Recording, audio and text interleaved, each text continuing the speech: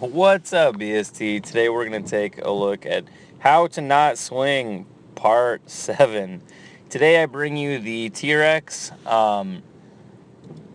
Honestly, this is a tough one for me because I'm always teaching people you need to make sure you're using your hands to break the handle. You're keeping tension in the arms. Your armpits are packed, and the problem is a lot of times that translates into people's arm flexors. Like we'll just say the flexors of their arms literally just kind of get stuck in flexion. So let me kind of show you what that looks like.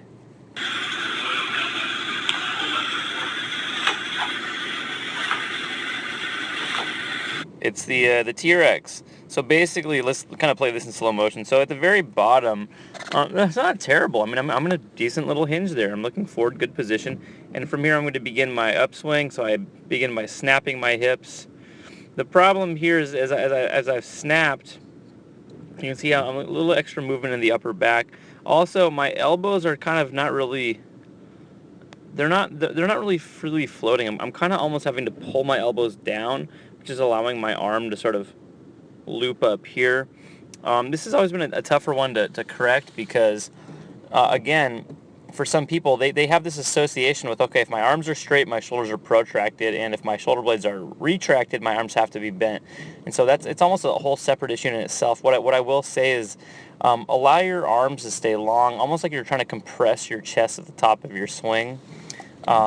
Really, I mean, again, just to show you what I'm looking at here, I really don't want to overcomplicate this. We should be in a nice, long, almost I'm going to go ahead and say your arm should be perfectly straight. I know sometimes I'll have a tendency to bend my elbow, but really what I want to see is an arm that is straight or pretty darn close. The T-Rex curl is going to sort of give you, we'll say we have a hinge point here at our shoulder. I'm also now creating a second hinge point in my elbow, and that can actually be kind of overall just tough on the elbow, tough on the flexors of the arm over time. So just be aware that this is something that I'll see from time to time. I think a good rule, for this is just if you are swinging really, really heavy, which you need to make sure you have a really nice swing first. That can sort of self-correct this, but at the same time, I mean, if you're struggling with this, chances are you don't have a perfect swing. So this is one where you might want to just talk with a coach about, sort of breaking that association with, okay, how do I keep my shoulder blades retracted without bending my elbows?